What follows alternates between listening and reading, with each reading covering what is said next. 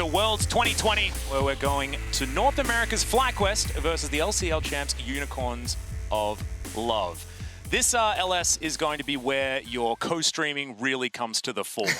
As you are a bit of a North American savant, you can tell me exactly how FlyQuest are going to be able to do this and save North America here today. I even co-streamed LCL. Oh, there we go. Got it all. Now, one of the things I really want to talk about is Unicorns of Love. Through all their play-ins, they've impressed me so much with their drafting ability. I feel like they seem to actually have a lot of awareness in the draft phase and just the way that they approach it and the edges that they end up getting it inside of this phase is really nice for them. FlyQuest, this is going to be a very telling game for them. Can they bring North America its first win? Exactly. I mean, there is a lot on their shoulders, and it's not just for North America. This is for FlyQuest as well, right? They need to try and get a win here in order to have any chance of getting out of this group. It's going to be a tough one, and both of these teams are looking at each other as their opportunity to try and turn things around. Of course, wanting to turn that 0-1 into a 1-1. We are already in the draft here with Camille and the Swain being taken off the board, and over the other side, the Shen and Ashe going to be denied and augmented further by that Caitlyn. UOL getting rid of those. I love the Swain bans, absolutely brilliant. Gadget is basically Inspector Gadget there towards the bottom side of the map. He just does all sorts of stuff, and it is very, very fun to see as another first pick Renekton. They waited for me. They did. Now we're getting flooded, absolutely flooded. Well, here we go, B1. Renekton going to be locked in. Let's see how Unicorns of Love want to respond to this. They do a lot of tricky things inside of the draft, and I'm looking forward to seeing if any of that happens here today. PowerOfEvil is going to pull out anything super interesting. It's another big question mark. Yep. All right, Orianna going to be the first lock-in. Yep, Ori certainly very high priority, especially in the play-ins. We've seen her be less of that first pick or ban type champion here in the group stage, but still definitely very, very strong. And taking it away from PowerOfEvil makes some sense. This guy did like to do some pretty crazy stuff with the old Orianna, probably closer to when he was actually a part of Unicorns of Love himself. PowerOfEvil been playing for a very, very long time. In fact, my very first cast overseas was Unicorns of Love in a promotion tournament. It was back with, Vizicachi on the squad, PowerOfEvil there in the mid lane, Spawn and I in a different country. And now we've come a very, very long way. And he is on the other side of the coin. AHaHaCiK is going to be locking in the Graves as the Ornn is taken away as well. UOL are getting basically everything that they want. And there's an Electric Bear, Crocodile, and Syndra combination on the side of FlyQuest. LS, I know that you've been wanting to talk for a little while, but I didn't know how many good things that you'd have to say. So let's focus on UOL's side of the draft. Well, I like how you already know, Atlas. The amount of scaling on Unicorns of Love is very scary right now, and Ornn very good against breaking Syndra if she's going to be the only isolated long-range champion that FlyQuest are going to have on their team. The other thing that is perplexing me is Renekton just got counterpicked. We'll see if Solo can manage to overcome the matchup or just win it. As later in the mid-game, late-game, Ornn is just going to be a complete monster. He's not going to be movable. Graves is a vacuum answer to Volibear, so it's interesting to see that Santorin wanted the matchup. Syndra coming in as well, knowing that it's Orianna, but Orianna could be pivoted away somewhere. Yeah. We've seen Unicorns of Love do some crazy stuff. Twitch and Ezreal now. Well, so far at Worlds, I mean, Orianna's lost games in the mid lane. She hasn't lost in the bottom lane. She is 100% win rate, LS. Bottom lane, Orianna, I believe it was Gadget that did it as well, because he is, of course, the guy that does like the awesome dudes there towards the bottom side of the map. Shout out for Papa for coining that particular title. As Twitch going to be banned away, of course.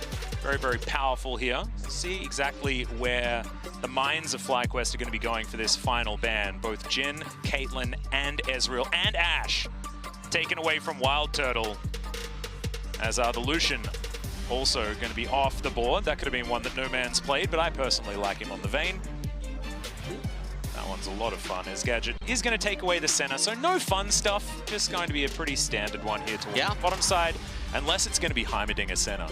which could have been really fun. So this is really interesting because right now you're looking for long-range marksmen to counter Senna, or you're looking for a mage. Obviously, Varus, not very popular anymore. Misfortune, one of the original answers to Senna and Aphelios from a long time ago. She wasn't quite a part of the trinity that was Aphelios, Senna, Varus, but she was a disruptor to the original big two when she had her rise to power, and there's the Lux coming in. So they're trying to offset and abuse some of the weakness that is present of Senna. But the scaling on the side of Unicorns of Love is absolutely massive. Garen being hovered, not entirely sure as to why. They're going to go with Rakan, and that perplexes me a little bit. Now, it is one of IgNar's premier champions. Absolutely. But thematically, he's running in headfirst with Volibear and Renekton into Ornn, Greaves, Senna, Orianna. So there's a little bit of theme discrepancy. Yeah, just a little bit. This is definitely a composition that wants to win pretty dang early. Otherwise, everything is going to hell in a handbasket. And you can see UOL, they're recognizing that just a little bit, just trying to play some triage there towards the bottom side, as it is going to be Senna, Tahm, Kench down there. And this is what I was talking about Unicorns of Love's drafting, is they seem to be aware throughout the draft phase of what the opponents are trying to do, and then just layering it pretty consistently. And I feel like they exit the draft phase with a pretty comfortable edge. It's going to be very easy for them to play.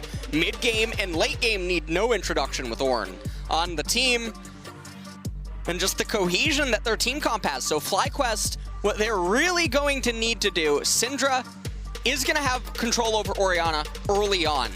That's going to be necessary to relieve Volibear of some of the pressure that he can have being exerted on him by the Graves. And then they need to try to establish some footing in the early and mid game and rely on dragons to sort of bring this game home. Yeah, I mean, there's going to have to be a lot of acceleration. I think so much of it comes down to the top lane. We've seen some of our Korean representatives show that Ornn is actually just a great matchup into Renekton. During the play-ins, though, it wasn't necessarily the way that that matchup went. So boss versus solo here is going to be absolutely pivotal in figuring it out. Shout out to Sheepy, looking absolutely fantastic in that jacket. Oh man, I need to find out where he got that one. That is absolutely gorgeous. It's like a Neo look right there. And maybe he is the one, because the drafts that they've been coming out with are extraordinary. And once again, they have done it. They have so much flexibility with the players that they have on their team as well. It's just whether they can bring that to the Rift, which is going to be the question. And now eyes are going to be on FlyQuest. Every single time North America has hit the Rift, everyone's hearts prepare to dip a little lower. Yeah. We'll see whether FlyQuest can bring them back up again. It's in their dang name. They've got to be able to do it for us here. Well, the world stage does look like it's in the clouds. It does. Atlas. However, the pink top hue, of a really big building. It reminds me of the Unicorns of Love logo, so I don't know. Oh, that is danger. That is a lot of danger. Yeah. I mean, maybe there's going to be an answer in PowerOfEvil, because this guy, he's on Syndra. There's a lot of agency that you do have to carry on this champion. We've seen what she can do time and time again here at Worlds. And PowerOfEvil, he knows Sheepy. He knows how he thinks. And we'll see how it is going to work out. As Unicorns, on paper, looks like they have one out in the draft, but this does need to be proven on the Rift as well. Well, see what happens once the game unfolds. This is going to be pretty interesting because, again, onus on FlyQuest to try to do things in the early and mid game. A lot of that is, like you said, going to be initiated through PowerOfEvil. He's the one that needs to get things going. If Solo can get some sort of an advantage early on, that's going to be pretty big as well, because it's not something that you would entirely expect. No, and that's part of the worry here. We'll see whether he can do his best zoom or Longshing impression on this Renekton to just utterly dominate this Ornn, because you really need to put him down, and put him down extraordinarily early if you are Renekton in this matchup. Otherwise, it just gets more and more dicey as the time goes on. Electrocute taken here by PowerOfEvil. He was listening. He knows he just needs that all of the oomph that he can possibly get, so that his gameplay button, his R button, is going to work. Well, Nothing too chaotic unfolding super early on by either party. No, a little bit calm. IgNar, of course, he's no stranger to us. Of course, played in the LCK for quite some time on a team that you're quite familiar with, LS, while he was over here. But he loves Engage. We saw him hovering the Lux, and I actually don't mind that he switched over to the Rakan, even if it's thematically wrong. I just feel like IgNar, like Mark, is one of those let's go in type players, and if he's not on one of those, does look a little bit worse for wear. So let's see what he's going to be able to do here with WildTurtle on his Misfortune. They are going to have some control if they can set things up for Santorin. But man, there is just... Fly needs to do so many things, and they need to do them so quickly here in this game. And, I mean, PowerOfEvil's doing a really good job so far. Here in mid lane, quite a very large HP difference. And also, Nomanz, he's already chewed through 2 of his corrupting potions. Yeah, and the health lead is still just as high, so absolutely fantastic stuff here from PoE. As Solo just shoving in. Boss, you know, is down a little bit on health. We'll just have to see how this lane is going to continue to develop. Because we've seen it go completely wrong for Renektons and the other way around, if you're talking about play-ins. So just have to bide our time, see how this one's going to go as Santorin. On his red buff here, he'll clear that one out and get to work on the rest of the map. And Graves just going on for the FLICKR. He knows that Volibear can't really compete with him in the early stages. Nothing to really be afraid of. Santorin, he's looking for some sort of a gank here, and Nomanz doesn't have teleport. If he dies, this is bad. This might be the cheese we're looking for. The stun comes down after the flash, as that was just the edge of the orb. Scat of the week working out very, very nicely here for PowerOfEvil, who's now going to position himself well past his minions and try and deny Nomanz. Now an Orianna without a flash, that is bad news, but an AHaHaCiK comes on in. There are a lot of minions here, but an AHaHaCiK's going to flash immediately after PowerOfEvil. Great scat of the week, not going to get a stun. But Graves doesn't have quick draw and isn't going to be able to continue that one. But there are no summoner spells here in this mid lane that are going to do anything in a fight. And this is actually disastrous for Unicorn's Love, because Volibear was able to get the left side Scuttle Crab, and then because of the priority down in bottom lane, given the nature of the Rakan Misfortune versus Senna Tahm Kench matchup, they're able to rotate and deny the right side Scuttle Capture. And so, even though Graves had gone for a FLICKR, and Volibear didn't get all of his camps, picks up the 2 Scuttle Crabs, and that offsets everything and actually puts Santorin ahead. Yeah. Speaking of being ahead, Boss is doing a great job here towards this top side, as an AHaHaCiK is going to turn up, see what he can get done on his phase rush Graves. It's going to be spotted pretty quickly, as Solo now might be in trouble. There's the flash, but it's not going to get him far enough, and First Blood is so easily gifted over to the Pineapple. And Boss getting an assist early on, getting that kind of pressure relief, it's really big for him. And Solo, I mean, his lane was in a bit of an awkward spot. Yeah, it felt like a little bit of desperation, right? Wanting to try and get that wave crashed in so that he can continue trying to deny as much as possible against Boss. But you can see in those CS numbers, it did not work out. You got a teleport advantage now for Boss. He's got 4 minions in the lead, and he'll get back to lane with some decent stuff here as well. Remember, no flashes here in this mid lane as Nomanz chasing after Santorin here as an AHaHaCiK going to come in. That's a great smoke screen, but PowerOfEvil just says goodbye to Orianna. And that's going to be a kill back here for FlyQuest. They're still in the game. Yeah, that's a very important kill as well. PowerOfEvil now puts himself on the board. His lane was in a fantastic position. He had so much CS coming in.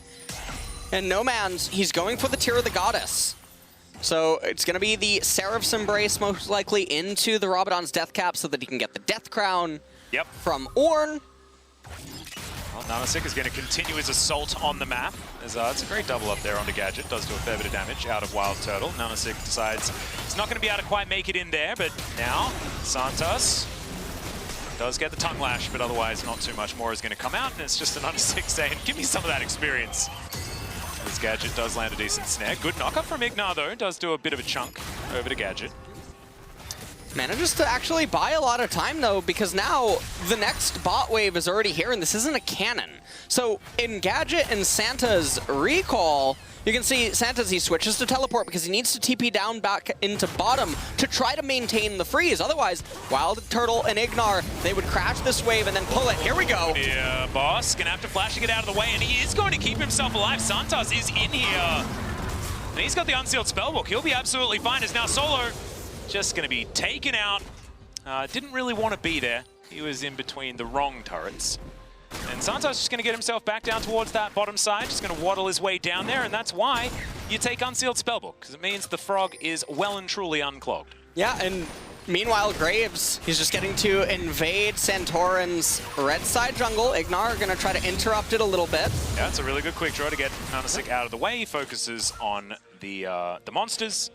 Doesn't want to be killing Rakans here at this point in time. Now some Honey Fruit going to be taken down as well. It's all about PvE here as PowerOfEvil gets a fair bit of damage there onto Nomanz. 1-0-0 now for the Syndra.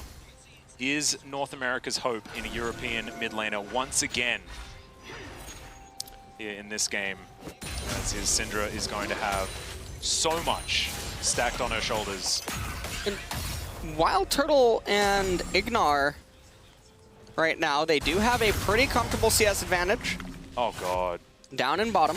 So Solo's ahead in farm. Yes. That is definitely good news, but he's not winning trades anymore. No. On this Renekton. And it's probably all over. I would be very surprised to see if he ever regains footing in this game. WildTurtle gonna get exhausted. That's very important, as that bullet time would have killed. Santos once again going to be able to survive, gets himself out of the way. Gadget now safely underneath his turret, and does have the heals here for the Tahm Kench. And Gadget just trying to get as much farm as he possibly can down here in bottom. Doesn't quite have his Tear of the Goddess yet. All right. Nomanz. Yeah, gets electrocuted. Does a fair bit more, as we mostly see the phase rush, so you're not going to have those little electrocute procs coming out. Does mean that PowerOfEvil might be able to surprise with some of these kills, the amount of burst damage that will be able to come out. His Lost Chapter is now completed. See where he's going to go next. That Luden's probably in the cards. And so right now, even though the gold is pretty much completely even all across the board, this is a bit worrisome for FlyQuest because it just means that everything is going to keep gravitating towards a stable mid-game.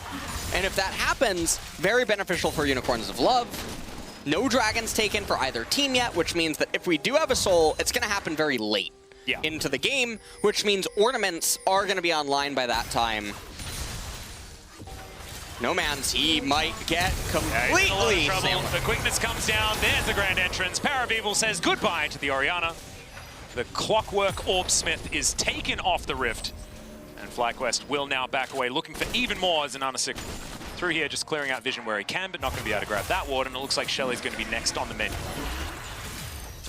Santorin gonna pick up the Herald with his teammates, it seems. No one's really rotating. I'm actually a little surprised that WildTurtle's coming over here. Yeah. Well, they just want to try and get as many kills as they can. As in goes IgNar, good knock up there, but the Devour is in. Santos might have actually stepped a little bit too far forward, though, as there's the Ornn. Gets a decent knock up there, but only onto Solo, as Santos has made it completely out, and AHaHaCiK gets it with the collateral damage. Goodbye, Bear. And it is going to be FlyQuest taking down the Rift Herald, so there's at least that. They'll get some plate gold for it, but I don't know whether Santorin needed to die there. So the thing about this as well is that it's not just that Unicorns of Love gets the kill, they also get 2 minion waves on Gadget that WildTurtle misses out on, and Gadget's going to get a turret plate. One of these minion waves is a cannon. This is an enormous amount of experience and gold that is just lost out on. So even though they get the Rift Herald, they get the 100 gold there, it's going to convert into some turret plates. It's not just a 1-for-1 or a 1-for-0-0 trade. Unicorns of Love actually make out better. Well, IgNar looking to try and even it out there as Nomanz chunked to about half. No grand entrance targets there with Santos turning up. Orb on the floor, but IgNar is just going to wander around it with sidestepping. Stun onto Nomanz, and damn, PowerOfEvil does a fair bit of damage, guys. Yeah. This is only a lost chapter, PS.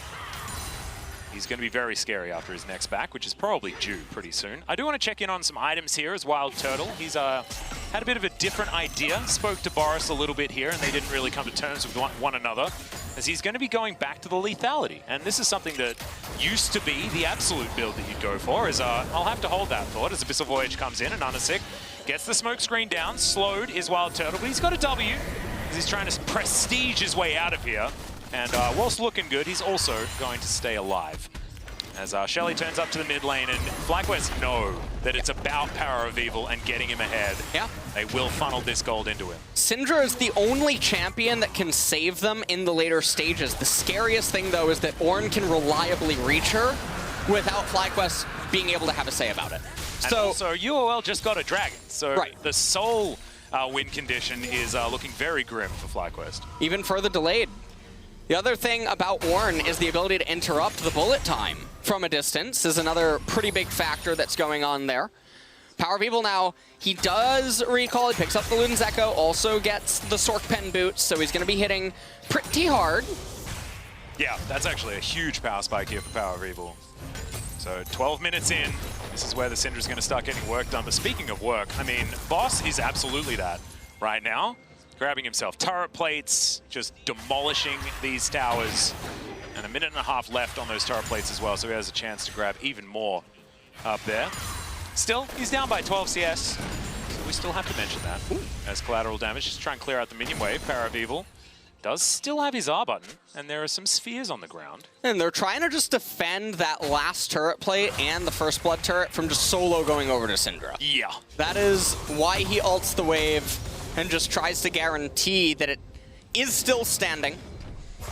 Meanwhile, though, Solo, even though he's died twice, one of which in very unfortunate circumstances, the call is almost complete, so that's going to help offset things, and his CS has been doing... His CSing's been really good. He might die again, though. Yeah, the Slice the Dice does not have Flash, as AHaHaCiK would have probably liked to have a collateral damage, but after that minion wave, not going to have it available to him, as Santorin's going to turn up. Sky Strike just to try and do some minion damage, but Solo, he can't follow up to anything. As FlyQuest lose yet another one, as... Oh no, they predicted the charge! Oh, sorry, the Slice. Oh, that's just... Yeah, hate to see it. As AHaHaCiK will grab yet another plate, most likely. No, not going to be able to get there. We've got about 20 seconds. Is that another ult for the minion wave? Another ult! God. Syndra is... She's not happy. I wonder if the turret can just be autoed. I'm really curious what the HP on it is, because it might just be worth taking 2 turret shots to get it. Yeah, I mean, there's only 3 seconds left. Oh, it looks like... I don't think he's going to be able to get it. We didn't... No! He wasn't able to grab it. And that's actually a pretty important defense by Unicorns of Love. That's a denial of 200 gold. You'll take that any day of the week. And, oh, Boris is seething. I see the Serrated Dirk in Graves' inventory. Hopefully, that's going to be the Yumu's Wraithblade. Yeah. That ends up getting upgraded by Graves. If anyone's going to build Black Cleaver this game, it should be the Senna. And she's already most of the way there. Already going that way, so she'll get the Obsidian Cleaver later on in the game. So I really like the itemization coming out by Unicorns of Love here. Yeah, I think Sheepy and Boris, they've got some deals. So Boris doesn't sell UOL the bad stuff. Boris can't corrupt the Unicorns of Love. It's just that's not how it's going to go. That's how it is, Atlas. Well, Boss up here towards the top side, demonstrating that Ornn does indeed do very, very well into Renekton yet again. Finally has a CS advantage for himself as well, as AHaHaCiK going to turn up and try and defend. But Boss is just going to be diving turrets and putting crocodiles in the sky. This is not great for Solo. He's going to be forced to reset. Oh, no. Oh, no. Oh, but MF? Yeah, okay. Let's see what WildTurtle can get done. Collateral damage avoided completely. And in bullet time, okay. Well, you may as well press the button if you've got it available. But it is not required, as Boss can have to try and get out of there. Sky Strike coming on in. Santorin gets on around. I don't think they're going to be able to dive him, though. As now even IgNar is here. Boss keeps moving. It might be an opportunity for IgNar to get through. There's the stun. Is IgNar going to be able to get the knock-up? Do they have any damage? Is the question. It looks like they may. As the Ignite was ticking down, it's not going to be enough to flash forward. IgNar is also going to fall, though, as that's going to be the electrocute plot. I think picking up the kill onto Nomanz. That's why you take the Keystone, ladies and gentlemen. As now WildTurtle is going to take down this outer turret, and they're like, Solo, it's fine. We will win this game for you. And this game is, it's going back and forth. PowerOfEvil is keeping them really in this game right now. And also the big shutdown, it helps propel Renekton back to a point where he's somewhat stable. Yeah. He almost has his call complete. He's 3 CS away from it. Just dinged it right now. Black Cleaver is going to be the next item of choice for him. And so, given that Misfortune picks up a little bit of lethality, Black Cleaver will have a little bit more value in amplifying WildTurtle's damage. Yep, also now going into the Essence Reaver, so it is going to be a crit build as the game goes on. There's now UOL lying in wait. I believe that was Gadget and an AHaHaCiK there in that brush, as you can see now, as we toggle the vision back on again. Nomanz caught out of position once again. And the Oriannas here at Worlds have actually been doing very, very well. But this is a 0-3, and we know that Orianna that doesn't get any gold at all is super duper useless. No. As, okay, goodbye, Mr. Crocodile. Yeah, not sure what that one was about. 30 seconds now in the Death Realm. They gotta be careful with the Rift Herald. They don't want it to charge onto the inhibitor. So they should just let it crash into the mid-tier 3 turret and then have that, call it a day. Yeah, well, actually Shirley gets a bit of a love tap onto the inhibitor turret as well. Doesn't want to be taking down any inhibitors at this particular point in time. My friend LS told me about that. Had something to do with freezing minion waves. I don't know, I didn't pay too much attention. As Boss just charging his way towards the bottom side of the map, try and get things done. And so let's have a look at this again. Let's see whether it is. Oh, there it is. Thank you very much. Our Axe replay there showing the power of electrocution. Well, it does seem like Unicorns of Love are just going to be trying to stabilize. They did pick up the Cloud Dragon. Infernal Soul is going to be the Drake this game, and that's a pretty big dragon for both of these parties. A little bit more so for Unicorns of Love because they're going to get the amp coming in from the ornaments, but also if Orianna gets extra AP, it actually converts to EHP, given that she shields her teammates and whatnot. Yep. Senna as well, things of that nature. Gonna be pretty good. FlyQuest, they're up right now just under 2,000 gold, but Unicorns of Love are the ones that are still in the lead, but PowerOfEvil has the chance to change looking that. for the fight. There's the Devour already on cooldown. Santos is probably going to fall down, and he is, as WildTurtle grabs that one. The Shockwave does basically no damage, as now Nomanz forced to run away. WildTurtle get to work on the inhibitor turret, perhaps, as Solo trying to fight Boss yet again. Does get the Cull the Meek. You're down to 100 health, Mr. Crocodile. Don't go back in. Oh, he's looking for it, but he just gets fire breathed on him. I have no idea why he decided to go back for that one. That was definitely very aggressive, and I appreciate that part of it, but otherwise not too much, as now Boss definitely going to be dead as WildTurtle helps clear that one up. It's PowerOfEvil that somehow collects the kill. No idea how. FlyQuest will get to work on this turret, so it doesn't matter. Solo seems to just be dying over and over again, but FlyQuest are grabbing the things that they need to put themselves in a position to win. Yeah. Now they're up 3,500 gold, so a very big swing. Yeah. In the last minute and a half. Can we get a counter on ults used on minion waves this game, by the way? That would be pretty good. I think we're going to need one of those eventually. We'll put that together for the next time. Something like that, guys. There's been a lot of them. And it looks like Orianna, this is a very interesting thing. Nomanz seems like he is aware, I'm actually not going to make it to Death Cap without trolling. And so he's building Aether Wisp so that he can still have presence in the next dragon fight and in the mid to late game transition, because he's very starved right now. He has a very little amount of gold. We'll see what he can end up doing with it, but now it's a 4,000 gold lead for FlyQuest. This is about where they would need to be against this Unicorns of Love team composition, because once Ornn starts bestowing ornaments, that's a lot of unseen gold that is going to be given over. Oh no, did Boris get into the ear of an AHaHaCiK? He's He's got that ruby crystal, and I'm a bit nervous. Edge of Night. Edge of Night. Oh, okay, thank God. Okay. Yeah, edge of your seat, I understand, but... Oh, I don't know, man. Ugh, scary. Very scary stuff. However, if that is the case, that's going to be absolutely fine. PowerOfEvil just very, very close to his third item. And second item, Void Staff as well, showing the power of that one in the last couple of ults that he's thrown out. Just a slither left on this outer turret on the top side of the map that Solo is desperately trying to keep alive. As Nomanz looking to try and clockwork wind up that one to death, and is going to be able to do so. It's a bit of extra money into the back pockets of UOL. And this is a very strong timing for FlyQuest. They should be able to get this Infernal Dragon. And I say that because Boss, I'm not sure if he's going to be able to complete Infernal Mask and get it. Edge of Night was completed for the Graves. Boss, very, very close to dying there as the bullet time careens forward. That's going to be the inner turret taken down, but IgNar doesn't get any of the knockups. It's the ult defensively there from Santorin, who flashes out of the Dawning Shadow. No! Oh, PowerOfEvil, he gets exhausted and shut down by AHaHaCiK. Oh no, Solo slowed down so early there, but flashes on forward. The Devour denies the Renekton, and more fire being breathed forward. The flash on top of him by Boss. That's why I chose this name, I guess, ladies and gentlemen. Extraordinary stuff from the top laner of UOL. And FlyQuest team fights are getting more and more difficult. And they did all of this over the 500 gold tier 2 turret down in bottom lane and then just trying to push around it. So now things are just looking really doomed because Unicorns of Love, they're going to pick up the Infernal Dragon, I assume. PowerOfEvil, he does have teleport and his death timer lines up. So they're shoving right around here.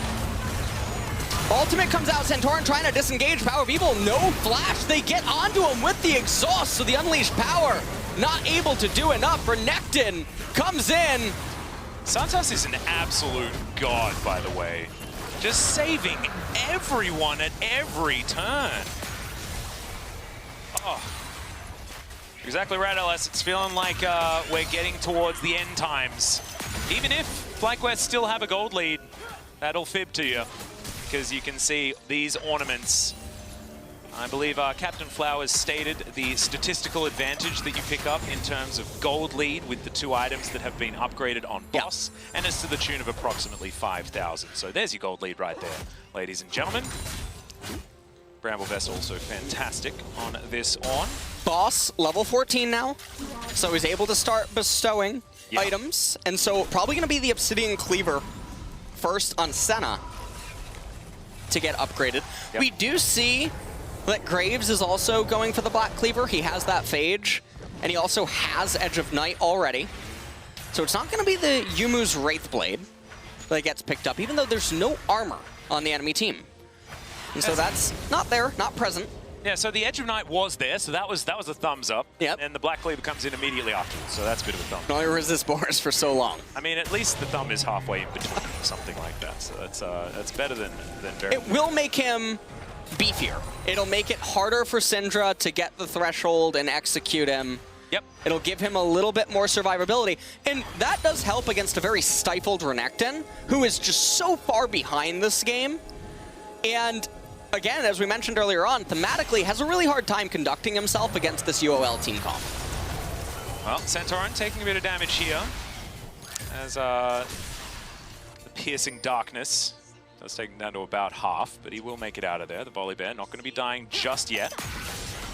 As Spellbinder comes in for Nomanz. I think I started talking about this before, but I'm going to have to stop talking about it yet again as PowerOfEvil going to have to flash to get on out of the way. There's the Shockwave to pick up the Syndra. He just wants to throw down an ultimate, and the Devourer is going to deny it entirely as IgNar dancing around but unable to actually lock anyone down. Now FlyQuest just back the heck out, and they're asking themselves, what the heck are we supposed to do here? 2,500 gold in the lead is FlyQuest, but as you can see, on the Rift right now, it just does not feel like they have any advantage. And the Baron is being started here. IgNar, he can do some fancy stuff here on the Rakan. Right now, UOL seem to just be ignoring him as Santorin does have ult available. No flash. As IgNar down to half. Over goes AHaHaCiK as the Ornn comes down. Not going to get the knockout. Oh, does find Santorin actually. As in goes Solo. Can he take down Nomanz? Remember, this Orianna is also very, very low, but he just gets kited. It's exactly late game Renekton, ladies and gentlemen. That's what he does. Unfortunately, unable to get too much done. And does stop the Baron, so I told a lie. Yeah. Did get that one done. But it's a little bit sad there, Solo not quite able to get enough damage down fast enough to take out Nomanz. And in 2 minutes, we're probably going to see the last stand that FlyQuest can make here. They need to win the fight. Death Cap is completed on Syndra, and so that'll be a pretty big item completion for PowerOfEvil here. But Boss, probably about to ding 15 soon. He still hasn't bestowed any of the items yet. Senna, oh, wow. 40 souls, 55% crit right now. It's getting scary. Or Gadget. The scaling really starting to come in Yeah. here for UOL. Sort of all at once, right? Because we are going to have those upgrades start coming out as well. There was a point that I was trying to make before, which was the fact that this Spellbinder is now on Nomanz. That involves a needlessly large rod. Yes. And that needlessly large rod could have been a death cap, which I think would have been better even if you had to wait a little bit for it. Because UOL do have that luxury, right? They're on soul point, and they're not at any risk of losing the game anytime soon.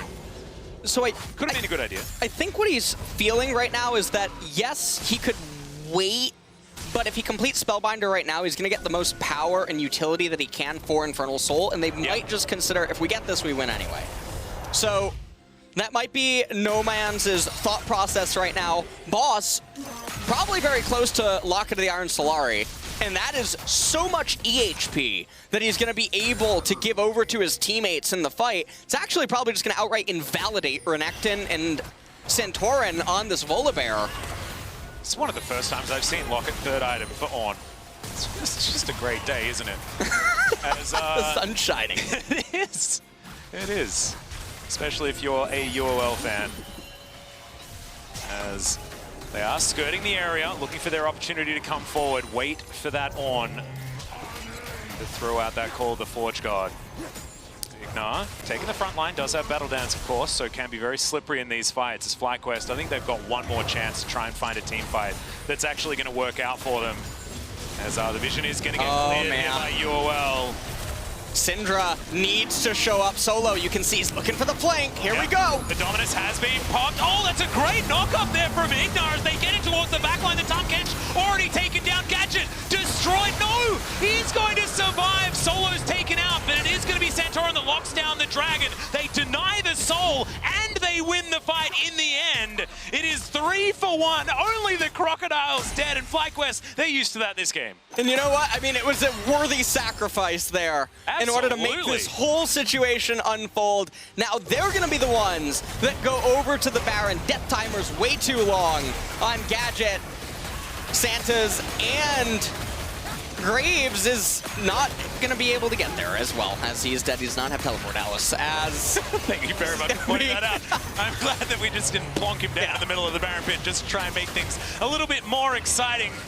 But it's going to be this Red Bull Baron power play that's going to show us so much about whether or not FlyQuest can get themselves a victory. Because this is going to have to spell something like 6,000 and a dead Nexus. yes. Because they're still on a clock. As look at WildTurtle, untouched. Just so much damage with that bullet time. This is all a byproduct of them not having vision to the south and not knowing that Renekton was coming from the flank. If they had that angle and made it so that Solo couldn't get onto anyone and that Gadget and Nomanz couldn't be reached, they would have had a much easier time. Ornn would have had a completely free ultimate onto everyone as if it was a runway and a plane was about to take off, but they didn't get that, and so now the game is going to persist on. Very surprised by Nomanz. He picks up the Void Staff, so no ornaments going to be given over to him. Santa's on the Tahm Kench, not going to have any for himself either. Oh my god. That's a lot of Ornn damage. Yeah. We mentioned Doing that pretty Boss good. had been doing, pretty well. That's a pretty decent demonstration of it, and despite Solo has died 8 times, still managed to put down 14k, so maybe we should be a little bit nicer to him. He's still at least able to get in there and cause a ruckus as Gadget. Bit of poke there onto IgNar. FlyQuest, you can see them pushing forward. They do have pressure in a couple of lanes. Santorin up here towards the top side, making sure his double siege minions stay okay. The bear croc combo. Sounds like a meal deal at a fast food restaurant. As Santorin wants to try and take down this bevy of wards he does have available to him. And AHaHaCiK not able to actually grab any sort of kill onto Solar here towards the top side. And FlyQuest are going to use that in order to take down this inhibitor turret in the mid lane. It had regened itself quite a lot, but not going to be regenning anything now that it is lying as rubble on the floor. And Solo going to utilize that one by taking down this inner turret. Okay, that's an Abyssal Voyage, and oh no, Solo in a bit of a rough spot, but does slice and dice, and FlyQuest get here to save their Crocodile. And Solo's just standing, look, he looks bewildered. It's like, oh, wait guys, I'm still here. Feels offended by their attempts. And just a slow and steady advancement here by FlyQuest. They played this last section of time, though, extraordinarily well. Yes. All of the pressure continues mounting. We mentioned the Red Bull Baron power play. That number needs to get high. It is currently at about 3,000. They want to break open this base. Great double stun there from PowerOfEvil. And they will take down this inhibitor. UOL feels like they're sweating for almost the first time this game, honestly. Yeah. This is probably the most stressful of a situation that they have been in. 1 minute's going to be that Infernal Dragon. Unicorns Love, I mean, they're not out of it yet. We're at 32 minutes. It's going to be 33 by the time that Dragon comes up. They have an Infernal themselves. Their champions are very, very strong. I'm not sure if Santorin is going to be able to get to that Locket of the Iron Solari by the time that fight takes place. So Graves going to be quite massive. I think he's going for Death Stance next. No, he picks up a stopwatch. So they're all in on this team fight. If they get the Infernal Soul, they will probably win. It's going to come down to Ornn versus Syndra. And it's going to be about who PowerOfEvil decides to remove from the Rift. It can be basically anyone. There's a 3-level gap, by the way, between the marksman. Gadget down 3 levels. WildTurtle. Against and WildTurtle. Flame Horizon. Flame Horizon, yeah. We've been too busy concentrating on the solo lanes that we missed the fact that WildTurtle has been killing a lot of minions. Like a lot of minions. As he's got an Edge of Night, actually turning that Serrated Dirk into something very valuable here for the Misfortune. It's going to be more difficult for Boss to be able to break through that one in time. Here we go. Push out the minion wave. PowerOfEvil, no shield anymore as Make It Rain comes down and AHaHaCiK out of position. They pile on top of him, but the Devour's there. Santos keeps him alive. WildTurtle in there, and Boss just soaks the entire bullet time. And FlyQuest unable to actually grab themselves a pick. Some abilities on some pretty long cooldowns. Yeah. As WildTurtle, oh my god, look at the stats. AHaHaCiK, Gadget in so much trouble, but the snares come down. Santorin is able to get in there, but the shutdown onto WildTurtle. He wanted to take matters into his own hands. PowerOfEvil is still alive. In goes Solo, as it is going to be PowerOfEvil grabbing the kill onto Gadget. Both teams without their marksman. And IgNar tries to get in, but the battle dance is going to be for naught as PowerOfEvil against the world. We thought it might be that, but he still had the ultimate. The spears are coming down. Boss is trying to get the hell out of there. This guy is the whole team. They're running away from just the Syndra. I do not know exactly what's going on here right now. Oh, that was so close. This is pretty insane. He's going to swing around. Yep. He's almost in the Chovy position, LS. You know exactly what I'm talking about. That's a great stun onto Santos. Oh, I mean, no matter who wins this game, Chovy's MVP. We knew that. It's always how it is. Yeah. Going to be a little bit more awkward in our next game if Top Esports are able to take it. Is not going to be able to grab that stun. PowerOfEvil, he's still at full health. Santorin's even getting some poke in there as Boss throws out the Ornn. Not going to land it the first time. There's the shockwave. PowerOfEvil might be out of position, but the Scatter Weak is so damn good. Nomanz gets himself the Protect Shield, though. The teleport is going to come through. It's Solo to the rescue. But the double kill is going to still be there for Nomanz. He's the one trying to get himself some redemption as well. And Santos will make his way out, but it is going to be denied. It's 2 Infernal Drakes for FlyQuest. And this game is just out of control. And this is so chaotic between these two teams. And this is going to be yet another song and a dance. That is a lot of free gold in stats given over to FlyQuest by winning that Infernal 2. It's going to make them that much stronger for the next team fight. And also, the stopwatches have been used now by the carries on Unicorns of Love. They're not going to have that for the next team fight, but 10 stacks on the Darkseal. Nomanz might have Mage Eyes by the next team fight if he elects to purchase that. They're going to go for Baron, and I think they're going to be able to get it. 7 seconds on Syndra. Yep. Second Baron in the game, but the first one for UOL. Let's see whether they can lock this one down. It's FlyQuest. We've got teleports coming in, Abyssal Voyage to get Santos into position. And IgNar, he's going to go golden. There's the Dawning Shadow to try and deny the bullet time as the Baron is so incredibly low. Oh, the snipe from Nomanz! Santos is very low as well, and the Orianna has been taken out of this fight. Oh my god, the Scatter the Wing. Santorin secures the Baron! And AHaHaCiK is going to be taken off the board. And FlyQuest, they are so close to an ace. Only the bottom lane exists for UOL. And I think they did it.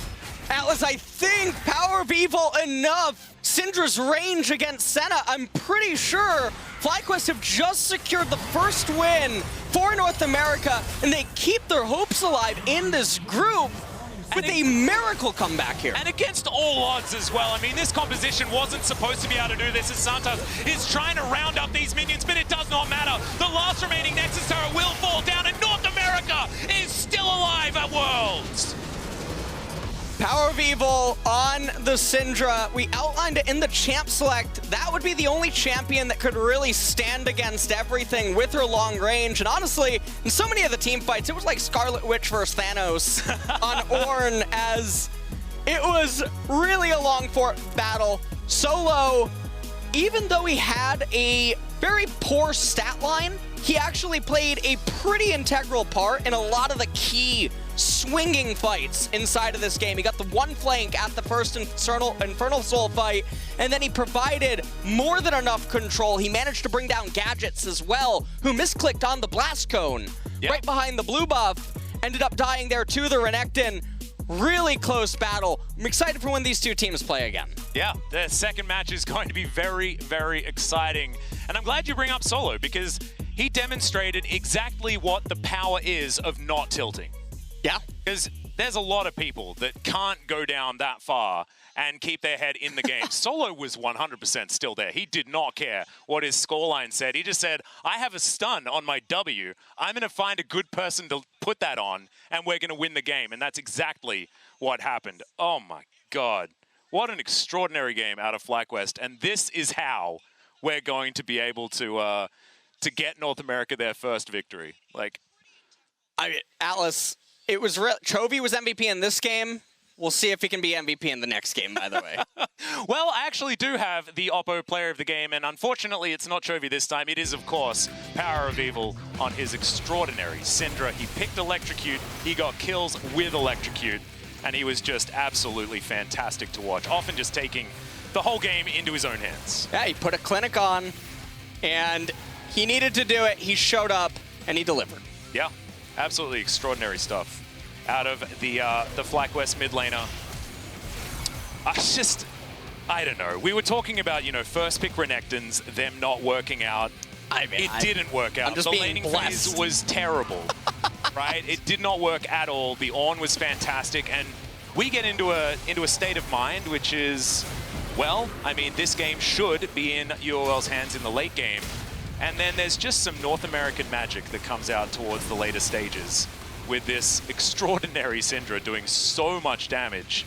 And these last team fights, even especially Santorin, like, who was so quiet for most of the game, comes in, denies a Baron. Oh my goodness, it was just amazing. I really underestimated their ability to come back inside of that game, but it was very nice to watch. It was absolutely extraordinary, but ladies and gentlemen, it is time for a quick commercial break. When we return, we have the big one. It is Top versus DRX. Do not go anywhere.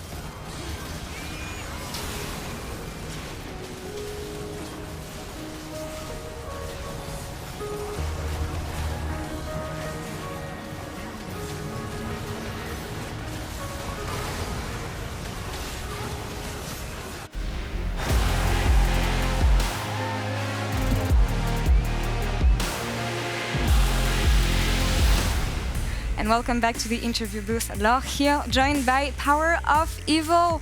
Thank you so much for joining me. Congrats on the first win in the world stage. And I mean, welcome back to World Championship also. It didn't look like an easy victory for you guys. So talk me through what went wrong here and the takeaways from this game. Well, I think we snowballed mid lane really well. We got a lot of kills. We got 5 blades, the first turret really early. So I think that went really well for us. We decided to give up the first 2 dragons just to generate a bigger gold lead. But we fell quite far behind on the top side by Graves ganking Val and I guess us maybe not protecting him enough. So we decided to try to take the game a little bit more slow. We wanted to start contesting the dragon at the 3rd one, but I don't really remember what exactly happened because there were so many fights and so many crazy, I remember there was 1 dragon fight. I had 2 or 3 ultimates, and I don't know, it was a hell of a game. Yeah, you made it work in the end, and that's what counts. You grant NA their first win here at Worlds. And I mean, I listened to an interview from you 2 days ago. You were saying that you understood some of the LPL team's weaknesses when it comes to warding patterns, jungle routes, and stuff like that. Looking ahead at the rest of group stage and the team you still have to face, what did you understand about DragonX? Well, I think the LPL teams are really, really strong mechanically. They normally get huge advantages from laning phase and early tower dives, so you need to respect that a lot, and you need to not underestimate that at all. And I think against top esports, we just fell too far behind early game. But you could see that they don't take every fight that is in their favor. They just take every fight kind of like KO style. I feel where we're 5 to 8k gold down, but we managed to 2-for-2 trade or 3-for-3 trade in the mid game. So maybe if we have a more stable game, a more stable early game, we can actually pull off a win. But obviously that requires us to have good preparation, be ready in the early game, and I guess be on our toes, you know? We'll see about that for the next game you will have against them in the 2nd round robin. But I mean, last question I have for you here. You get your first win against Unicorns of Love and Shippy. You made your debuts with this team, I remember, 5 years ago in the ULCS. How was it for you facing them today? For me, it obviously meant a little bit more, I think, than for the other guys, because I made my career pretty much with Unicorns of Love and qualified myself to the LCS. And so I tried my hardest today. I really wanted to beat them, especially since NA doesn't have had a single win before. So trying to, just give everything 120%. And it was a fight, but we managed to get it. And I'm really happy. But we shouldn't be underestimating them for the 2nd round robin because I feel like both teams learned a lot from this game. I agree, and Shippy must be very proud of you right now. But PoE, thank you so much for the interview, and I wish you the best of luck for the next game. Thank you. And we're going to take one last break, and we'll come back for the last game of the day, DragonX versus Top Esports. Yeah, see you soon.